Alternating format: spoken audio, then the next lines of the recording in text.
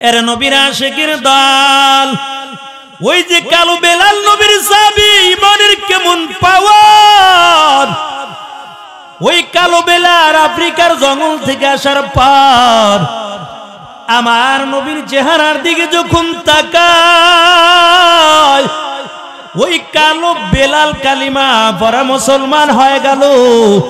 কালো বেলালের ইমানটা কেমন মজবুত ছিল রে ভাই। উমাইয়া বুকের মধ্যে পাথর চাপা দিয়া বেলালকে কষ্ট দেয় আর ডাক দিয়া বলুর বেলাল ওই রবির নামটা ভুলে যাও। বেলাল আসমানের দিকে তাকাইয়া বলে আহাদ, আমার আল্লাহ তো এক, আমার মালিক এক, এরে আল্লাহর বান্দা। উমাইয়া ডাক দিয়া বলে বেলালের এই সাজায় হবে না, বেলালকে আরো শাস্তি বাড়াইয়া দাও। বেলালের হাতে পায়ের মধ্যে রশি লাগাইয়া মরুভূমির মধ্যে টানে। যারা আরব দেশে গেছেন নজর করে দেখবেন আরব দেশের জমিন গুলো চোক্কা চোক্কা পাথর, বেলালের গায়ের চামড়া গুলো কুশে কুশে যায়। তারপর বেলাল ডাক দিয়ে বলে আহাদ, আমার আল্লাহ এক, এরে আল্লাহর বান্দা। উমাইয়া আবার ডাক দিয়া বলে বেলাল এই সাজায় হবে না, বেলালকে আরো শাস্তি বাড়াইয়া দাও। আর ডাক দিয়া বলে বেলাল তুমি ইমানটা ছেড়ে দাও। বেলাল ডাক দিয়া বলে উমাইয়া তুমি শুনো, আমি আমার রবের উপর ঈমান আনলাম। দুনিয়ার যত লোভ লালসা দেখাও কোনো কাম হবে না, আমার রবকে ডাক দিলে আমার কাছে বড় ভালো লাগে। রে আল্লাহর বান্দা, বেলালের বুকের মধ্যে বড় পাথর দিয়া চাপা দিয়া বেতের আঘাত বেলালের গায়ের মধ্যে করে। তারপর বেলাল আমার মালিককে ডাক দেয়, মালিককে ভুলতে পারে না। নবীর সাহাবী আবু বকর ডাক দেয়া বলে ওরে ভাই বেলাল একটু রবের নামটা আস্তে আস্তে ডাকো, কারণ ঈমান তো অন্তরের ব্যাপার। এমন হতে পারে উমাইয়া তোমার শাস্তি হালকা করে দিবে।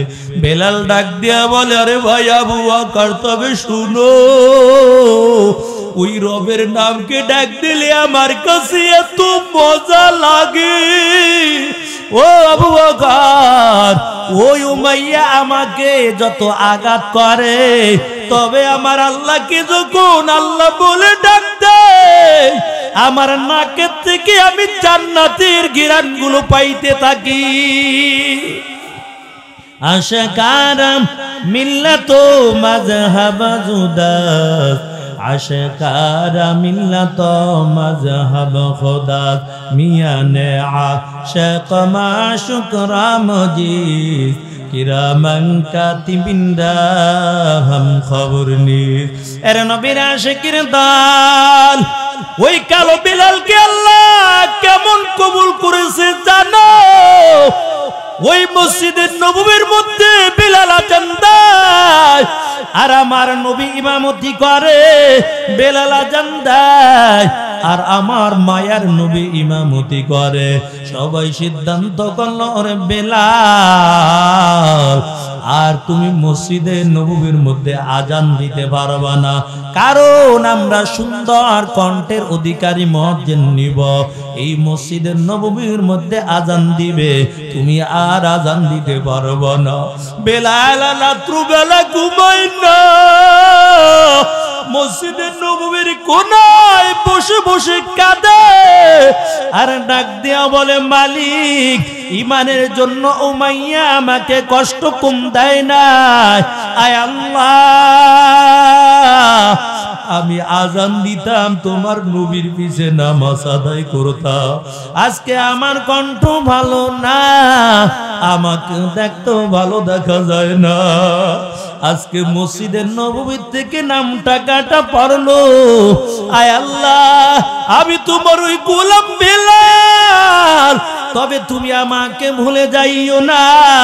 এমন করে করে বেলালের কান্নার আওয়াজ এরে নবীর উম্মতের দল, আল্লাহ তাআলা বেলালের চোখের পানি এমন ভাবে কবুল করেছে, সকালবেলা দামি সুন্দর মুয়াজ্জিন আজান দিয়া দিছে। মায়ের নবী ইমামতি করবে, কিন্তু পূর্ব আকাশ আর পরিষ্কার হয় না। ওই বেলাল আল্লাহর কুদরতে পায় সিজদা দিয়ে এমন ভাবে কাঁদে, এরে আল্লাহর গোলাম মায়ের নবী অপেক্ষা করে পূর্ব আকাশ পরিষ্কার হয়ে যাবে আর ইমামতিতে দাঁড়াইয়া যাবে। জিবরাইল ডাক দিয়া বলে, ও পয়গম্বর, আজকে কি মসজিদের নববীর মধ্যে আজান হয় না?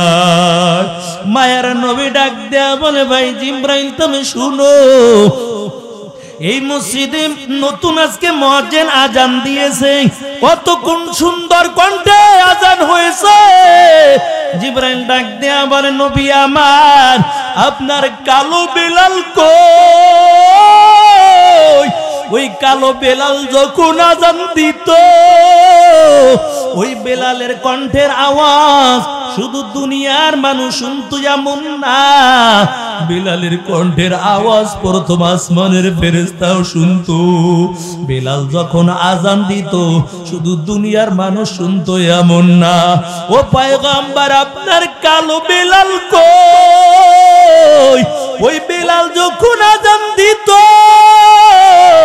বেলালের আজানের শব্দ প্রথম আসমানে যাইতো এমনটা না, বরং বেলালের কণ্ঠের আওয়াজ আল্লাহর আরশে আজিম পর্যন্ত পৌঁছাইয়া যাইত।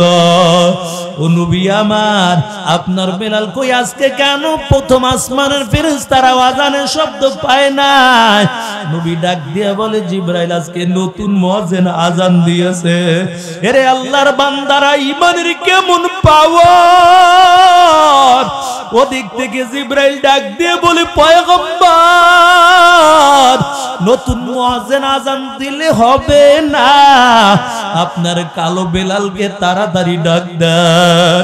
ওই কালো বেলালকে আল্লাহ এমন ভাবে কবুল করে নিয়েছে, যতক্ষণ পর্যন্ত বেলাল আজানটা না দিবে ততক্ষণ পর্যন্ত পূর্ব আকাশ পরিষ্কার হবে না। এরে আল্লাহর বান্দা, ওই বেলালের ঈমানের কেমন পাওয়ার! আর আল্লাহ বেলালকে এমন কবুল করেছে।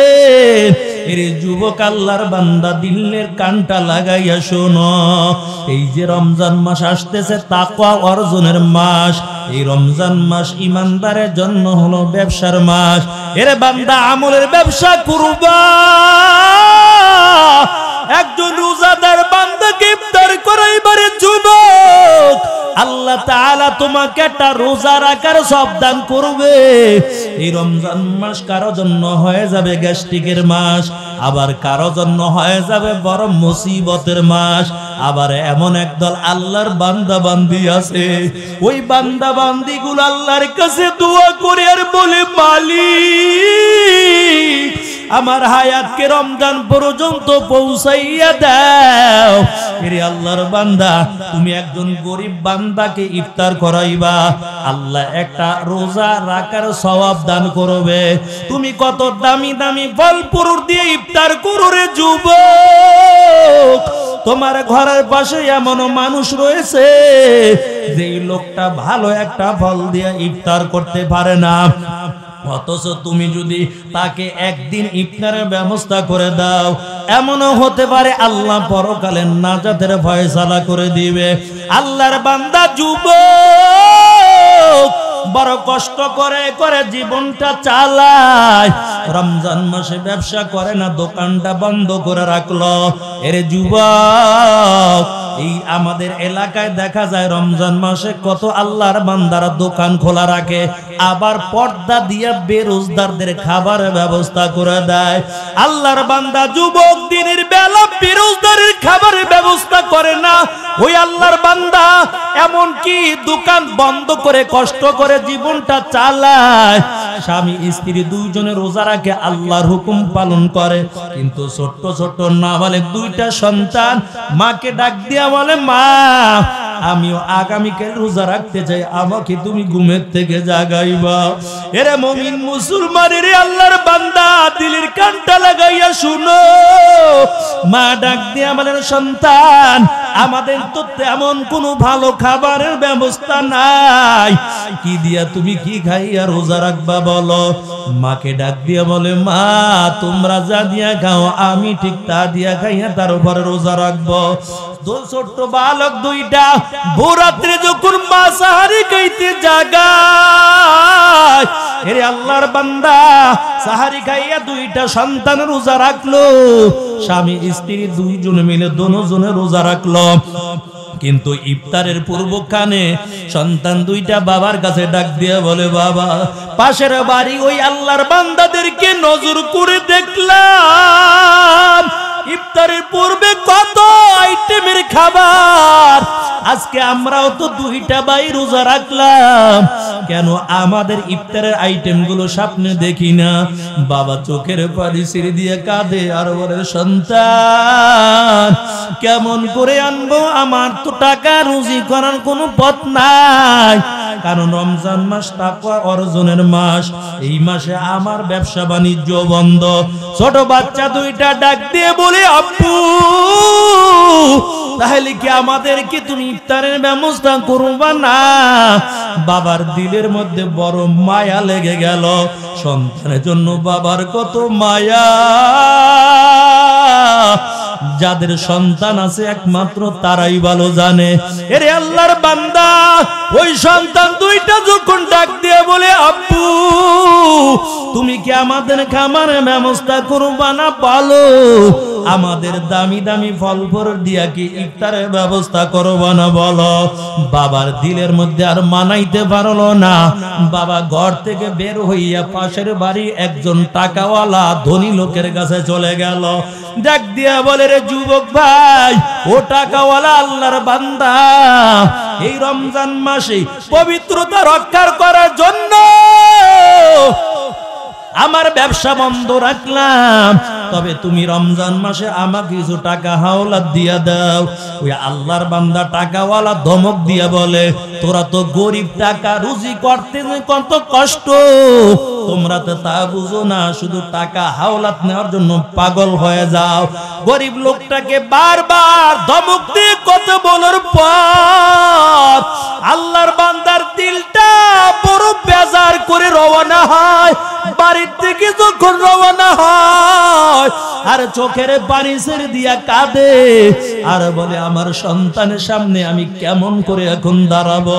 কত মানুষ কত খেজুর দিয়া ফলপুর দিয়া দামি দামি ফলপুর দিয়ে ইফতার করে, আমার সন্তান দুইটা নাবালেগ সন্তান, তবে রোজা রাখলো, কেমন করে ইফতার করাইব? বাবার দিলের মধ্যে বড় দুঃখ।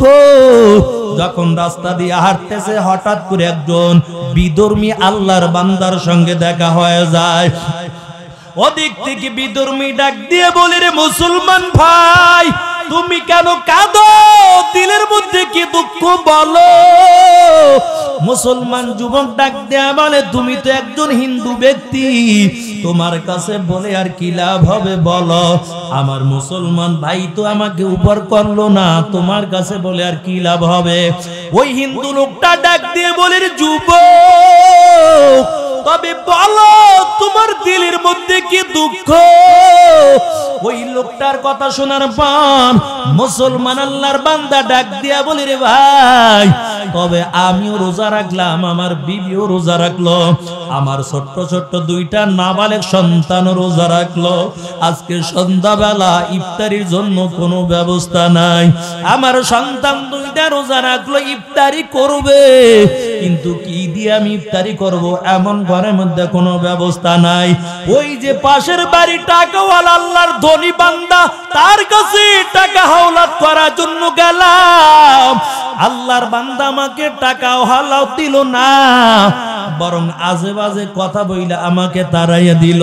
হিন্দু লোকটা ডাক দিয়ে বলে, রে ভাই, তোমার কোনো চিন্তা করা লাগবে না, তোমার সন্তানকে দিয়ে তুমি ইফতার করবা, তবে আসো তুমি ফলের দোকানে চলো, ওই বাজারে নিয়ে দামি দামি ফলগুলো কিনে দেয় আর কিছু টাকা দিয়ে বলে যাও এই ফলগুলো দিয়ে তোমার সন্তানে ইফতারির ব্যবস্থা করে দিবা। আর এই টাকাগুলো দিয়া রমজান মাসে তুমি বাজার করে করে তারপরে খাইবা। আরো যদি তোমার টাকার দরকার হয় আমি তোমাকে টাকা হাওলাত দিয়া দিব, তবে এখন যা কিছু দিলাম এগুলো তোমাকে আমি হাদিয়া স্বরূপ দিয়া দিলাম। ওই মুসলমান আল্লাহর বান্দা যুবক দামি দামি ফলগুলো নিয়ে বাড়ির মধ্যে হাজির হয়ে যায়। আল্লাহর বান্দা দুইটা নাবালিগ সন্তানকে নিয়ে ইফতারির সামনে নিয়ে বসে যায়, বিবিকেও নিয়ে বসে গেল, তবে চোখ বেয়ে বেয়ে পানির ফোঁটা পড়ে। আজকে মুসলমান ভাই হইয়া আমাকে সহযোগিতা করলো না। এমন সময় হাত দুইটা বাড়াইয়া আল্লাহর কাছে দোয়া করে আর বলে পালি এই বিধর্মী ভাইয়ের জন্য কি দোয়া করব? আয় আল্লাহ, তবে হাত বাড়াইয়া এই দোয়া কবুলের সময় তোমার কাছে আমি আবদার জানাই, এই বিধর্মী ভাইটাকে হেদায়েতের মালাটা গলায় পরাইয়া তার অন্তরের মধ্যে নূরের আলো দিয়া তুমি অন্তরটা আলোকিত করে দাও। এরে আল্লাহর বান্দা, ওই মুসলমান রোজাদার আল্লাহর বান্দা মালিকের কাছে হাত বাড়াইয়া দোয়া করতেছে, ওদিক থেকে আল্লাহ দোয়া কবুল করেছে। রাত্র যখন হয়ে গেল মুসলমান টাকাওয়ালা আল্লাহর বান্দা স্বপ্নের মাধ্যমে দেখতে পায় কত সুন্দর সুন্দর ফুলের বাগান দেখা যায়, কত সুন্দর সুন্দর বিল্ডিং দেখা যায়, কত সুন্দর সুন্দর ঘর বাড়ি দেখা যায়, কত মানুষগুলো এই দামি দামি ঘরের মধ্যে ঢুকতেছে, কেউ বাধা দেয় না। ওই আল্লাহর বান্দা যুবক চিন্তা করলো আমার জন্য তো একটা ঘর খালি দেখা যায়, দেখি আমি ঘরের মধ্যে ঢুকতে পারি কিনা। আল্লাহর বান্দা ওই টাকাওয়ালা যুবক যখন ঘরের মধ্যে ঢোকার চেষ্টা করলো, হঠাৎ করে দুইজন ব্যক্তি দাঁড়াইয়া বলে ঘরের মধ্যে তুমি ঢুকতে পারবা না, এই দামি ঘরটা তোমার জন্য বরাদ্দ করা না। আল্লাহর বান্দা টাকাওয়ালা যুবক ডাক দিয়া বলে এই দামি ঘরটা কার জন্য? ওই দুইজন লোক গেটের সামনে দাঁড়াইয়া বলে তবে শুনো, এই যে দামি দামি বিল্ডিং দেখা যায়, দামি দামি কত সুন্দর ঘর দেখা যায়, এই ঘরগুলো হলো যারা রোজাদার অসহায় গরিব বান্দাকে ইফতার করাবে আল্লাহ তাআলা তাদের জন্য পরকালে এই ঘরগুলো বরাদ্দ করে রেখেছে। আল্লাহর বান্দা যুবকের ঘুমটা ভেঙে যায়, সকালবেলা শুধু অপেক্ষা করতেছে কোন সময় রাত্রটা শেষ হয়ে যাবে আর আল্লাহর বান্দা গরিবের বাড়ি চলে যাবে। যখন ফজরে আজান হয়ে গেল, সকালবেলা দৌড়াইয়া ওই গরিবের বাড়ি হাজির, ডাক দিয়ে বলে রে গরিব আল্লাহর বান্দা শুনো, তুমি আমার কাছে টাকা হাওলা চেয়েছিলা, তবে আমি তোমার জন্য টাকা নিয়ে আসলাম, আর যত তোমার ইফতারের খরচ লাগে পুরা মাসে ইফতারি খরচগুলো আমি দিয়া দিব। মুসলমান যুবক ডাক দিয়া বলে না, তোমার টাকার আমার নেওয়া লাগবে না, কারণ ওই পাশের বাড়ি একজন হিন্দু ব্যক্তি আমার পুরা রমজানে ইফতারির দায়িত্বটা নিয়ে নিছে, এমনকি রমজানে যত খাবারের টাকা লাগবে আল্লাহর বান্দা আমাকে হাওলা স্বরূপ দিয়া দিবে। এরে আল্লাহর বান্দা ওই টাকাওয়ালা যুবক ডাক দিয়া বলে ও মুসলমান ভাই, তবে তুমিও তো একজন মুসলমান, আমিও তো একজন মুসলমান, তবে কেন তুমি তার কাছ থেকে টাকা খরচ করবা? আমি তোমাকে টাকা দিব, আমি তোমার ইফতারির ব্যবস্থা করে দিব। মুসলমান ভাই ডাক দিয়া বলে না, ওই আল্লাহর বান্দার সঙ্গে আমি ওয়াদাবদ্ধ হয়েছি, তার ইফতার গুলো আমি দেওয়া ইফতার খাবো, আমি এখন তার কাছে তার হাওলাতের টাকাও ফেরত দিতে পারবো না। মুসলমান টাকাওয়ালা ডাক দিয়া বলে তুমি যদি দিতে না পারো তবে শুনো, আমি হিন্দুর বাড়ি চলে যাব, আমি তোমার পক্ষ হইতে তোমার ঋণগুলো পরিশোধ করে আসব। আল্লাহর বান্দা টাকাওয়ালা যখন হিন্দু ব্যক্তির বাড়ি চলে গেল, ডাক দেবার ভাই ওই যে আমার মুসলমান ভাইকে টাকা দিয়েছো, আমি টাকাগুলো নিয়ে আসি, তোমার টাকাগুলো তার পক্ষ হইতে ঋণ শোধ করে দিতে চাই। হিন্দু ব্যক্তি ডাক দেয়া বলে, না আমি তো তার কাছ থেকে টাকা আনবো এই জন্য দেই নাই, বরং রোজার ইফতারি করার জন্য আমি আল্লাহর বান্দা মুসলমান ভাইকে হাদিয়া দিয়া দিছি। এরে যুবক আল্লাহর বান্দা, ওদিক থেকে যুবক মুসলমান ডাক দিয়ে বলে, শুনো আমি তোমার টাকাগুলো দিয়া দিতে চাই। হিন্দু ব্যক্তি আবার ডাক দিয়া বলে, না আমি আর টাকা ফেরত নিব না। কিন্তু মুসলমান আল্লাহর বান্দা বারবার বলতেছে টাকাগুলো দিয়ে দিতে চাই। হিন্দু ব্যক্তি ডাক দিয়া বলে, এত দেওয়ার জন্য কেন আগ্রহ হয়ে গেছো? আমার মনে হয় তুমি স্বপ্নের মাধ্যমে দামি দামি বিল্ডিং গুলো দেখতে পাইছো।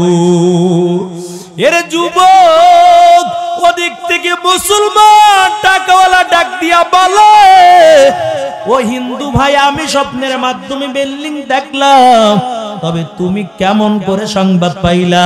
তুমি কেমন করে জানলা আমি দামি দামি বিল্ডিং গুলো দেখলাম? কিন্তু আল্লাহর বান্দা ডাক দিয়া বলে, আমাকে আর বিদুর্মী বলে তুমি ডাক দিও না, কারণ আমি আর এখন বিদুর্মী না, আমি আর এখন হিন্দু না, বরং ওই ব্যক্তিকে ইফতার কিনে আমি যখন রাত্রবেলা ঘুমাই, আল্লাহর নবী আমার হাতটা দইরাইয়া কই, তুই এখনো ঘুম, জলদি করে উঠো, আমি নবী তোমাকে কালিমা পড়াইয়া মুসলমান বানাইয়া দিব। এরে যুবক মুসলমান টাকাওয়ালা, তবে শুনো, আমাকে আল্লাহর পয়গম্বর স্বপ্নের মাধ্যমে ঘুরাইয়া ঘুরাইয়া কত সুন্দর সুন্দর বাড়ি দেখাইলো, কত সুন্দর সুন্দর বিল্ডিং দেখাইলো, আর আমার নবী স্বপ্নের মাধ্যমে আমাকে কালিমা পড়াইয়া মুসলমান বানাইয়া দিছে। এরে যুবক টাকাওয়ালার দল, আল্লাহ টাকার মালিক বানাইছে, তবে অহংকারী করবা না রে আল্লাহর বান্দা। আল্লাহ ক্ষমতার মালিক বানাইছে, অহংকারী করবা না। তোমার টাকাগুলো দিনের কাজে ব্যয় করবা। আল্লাহ সবার টাকাও দিনের জন্য কবুল করে না। এরে আল্লাহর বান্দা, কারো টাকা দিয়া মসজিদ হয়, কারো টাকা দিয়া মাদ্রাসা হয়, আবার কারো টাকা দিয়া ওয়াজ মাহফিল হয়, আবার কারো টাকা দিয়া মদের আড্ডা জুয়ার আড্ডা হয়। কথা বলেন ঠিক কিনা? কয় যার ঈমান যত মজবুত তার আমল তত ভালো, যার ঈমানটা যত ভালো তার আমল তত সুন্দর। আল্লাহর পয়গম্বর জানাইয়া দেয়, ক্বালা রাসূলুল্লাহ সাল্লাল্লাহু আলাইহি ওয়াসাল্লাম, আখলিস দীনাকা ইয়াকফিকাল আমালুল কলিল। তোমার ঈমানটাকে মজবুত করে নাও, অল্প আমল নাজাতে যাওয়ার জন্য যথেষ্ট হয়ে যাবে। এই জন্য মায়ার নবী মক্কার জমিনে ঈমানের দাওয়াত দেয়, কারণ পরকালে অন্ধকার কবরের মধ্যে কারো কোনো পরিচয় চলবে না। টাকাওয়ালার যেই তিনটা প্রশ্ন হবে, গরিবেরও তিনটা প্রশ্ন হবে, আবার বাড়িওয়ালার যে তিনটা প্রশ্ন হবে, কাজতলার মালিকের সেই তিনটা প্রশ্ন হবে। এরে আল্লাহর বান্দা, এক নম্বরে রবের পরিচয় দাও, দুই নম্বরে দ্বীনের পরিচয় দাও, তিন নম্বরে ধর্মের পরিচয় দাও। আর যারা ধর্মের পরিচয় দিতে পারবে, দ্বীনের পরিচয় দিতে পারবে, মায়ার নবীর পরিচয় দিতে পারবে, তাদের কোনো চিন্তা করা লাগবে না। আল্লাহর হুকুমে তাদের কবরটা আল্লাহ জান্নাতের বাগান বানাইয়া দিবে। সামনে রমজান মাস আসতেছে, এটা হলো নেককার বান্দার জন্য, ঈমানদার বান্দার জন্য তাকওয়া অর্জনের মাস। কয় দুনিয়াদার বান্দারা আগে থাকতে মালামাল গুলো কিনে রাখছে, কারণ রমজান মাসে ব্যবসা করবে। আগে 1 টাকার মাল রমজান মাসে 2 টাকা ব্যবসা কইরা তারপরে লাভবান হবে। আর মুত্তাকিন বান্দাগুলো এরা কয় দোকান বন্ধ, চাকরি করব না, সবকিছু বন্ধ, রমজান মাসে আমি ইবাদত করে আমি জান্নাত অর্জন করব। এরে আল্লাহর বান্দা, এরা তো পরকালের জন্য পাগল, এরা তো আল্লাহকে পাওয়ার জন্য পাগল, দুনিয়ার জন্য পাগল না। দুনিয়া दुनिया में हो दुनिया का तलबगार नहीं हो, दुनिया में हो दुनिया का तलबगार नहीं हो, बाजार से गुजर हो खरीदार नहीं हो, बाजार से गुजर हो खरीदार नहीं हो। सुब्हानक ला इल्म लना इल्ला मा अल्लमतना इन्नका अंतल अलीमुल हकीम। रब्बि इश्रह ली सदरी व यस्सिर ली अमरी वहलुल उक़दतम मिन लिसानी यफ़क़हू क़ौली। अल्हम्दुलिल्लाह। अल्लाह पाकेर प्रिय बान्दागण मुहम्मद रसूलुल्लाह सल्लल्लाहु अलैहि वसल्लम उम्मतगण, महान मालिकेर दरबारे नेयामतेर शुक्रिया आदाय करी जे आल्लाह पाक रब्बुल आलामीन এই ফিতনার জামানা থেকে আল্লাহ দয়া করে মায়া করে ভালোবেসে দুনিয়ার মধ্যে দামি জায়গা কোরআন ও হাদিসের মজলিস বেহেশতের বাগান এই মোবারকময় মজলিসে আপনাকে আমাকে আসা এবং বসার তৌফিক দান করলেন। তাই জবানটা খুলে মালিকের দরবারে নেয়ামতের শুকরিয়া আদায় করে নেই আলহামদুলিল্লাহ। এই মাহফিল হতে পারে কারোর জন্য জীবনের শেষ মাহফিল। এখনো কত মানুষ বাসা বাড়িতে রাস্তাঘাটে দোকানপাটে, আল্লাহ সবাইকে আসা এবং বসার তৌফিক দিবে না? যাকে আল্লাহ ভালোবাসবে মহব্বত করবে সেই একমাত্র আশা এবং বসার সুযোগ পেয়ে যাবে। আমরা তাদের জন্য দোয়া করি আল্লাহ তাআলা যেন তাদেরকে ময়দানে আসা এবং বসার তৌফিক দিয়ে দেয়। কারণ হতে পারে আল্লাহ যদি মাহফিলকে কবুল করে নেয়, হয়তো আল্লাহ পরকালে আমাদের সবাইকে নাজাতের ফয়সালা করে দিতে পারেন। আমাদের এমন কোনো আমল নাই যে আমল নিয়ে আল্লাহর সামনে দাঁড়াবো, আর কোন নাফরমান বেনামাজি জাহান্নামী বান্দাদের সঙ্গে আল্লাহ দেখা করবে না। আল্লাহ যদি দয়া করে মায়া করে ভালোবাসে, সামান্য যদি আমল আল্লাহ কবুল করে নেয়, হয়তো আল্লাহ পরকালে 10 দুনিয়ার সমান জান্নাতের মালিক বানিয়ে দিবেন। আল্লাহ বান্দাকে মাফ করে জান্নাতের মেহমান বানাতে চায়। আল্লাহ তো কত খ্রিস্টান বেঈমান ইহুদি নাসারাদেরকে আল্লাহ হেদায়েত দিয়া জান্নাতের মেহমান বানিয়ে দেয়। আবার কত মুসলমানের ঘরের সন্তানও বেঈমান হয়ে মারা যায়। এই যে গত হজের আগে দিয়াও এক খ্রিস্টান পাদ্রী ছিল, ভক্তবৃন্দের অভাব ছিল না। আল্লাহর বান্দা বারবার স্বপ্নে দেখতেছে কে জানি আয়েশা সাদা কাপড় পরাইয়ে দেয়। আল্লাহর বান্দা সিদ্ধান্ত নিল আর দেরি করব না। যার হাজার হাজার ভক্তবৃন্দ গির্জার মধ্যে ঘুমন্ত অবস্থায় ছিল, আল্লাহর বান্দা সিদ্ধান্ত ঘুরায় ফেলাইলে যে আমাকে তোমরা মানো আর না মানো তোমাদের ব্যাপার, তবে আমি কালিমা পড়ে মুসলমান হয়ে গেলাম।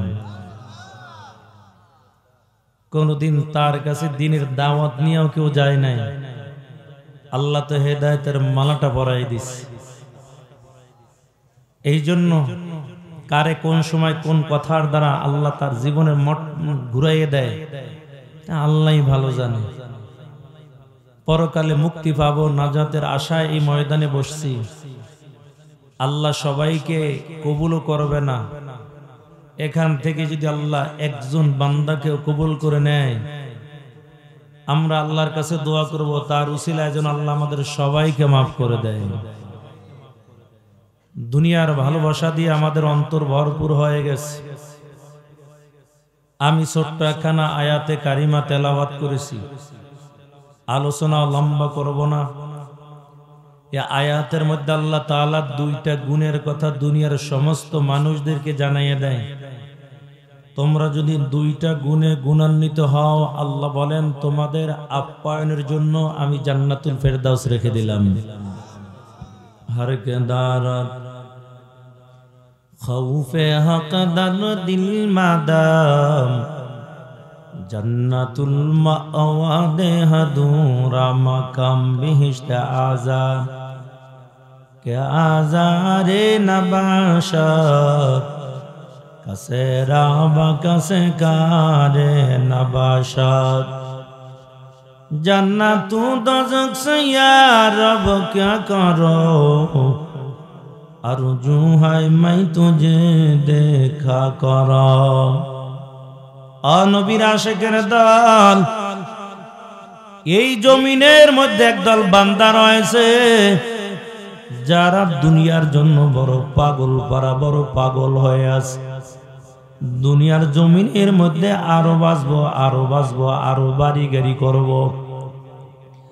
আবার দুনিয়ার জমিনের মধ্যে এমনও বান্দাগুলো রয়েছে যারা ক্ষমতার জন্য বড় পাগল। কেহ নারীর জন্য পাগল, কেহ বাড়ি গাড়ির জন্য পাগল।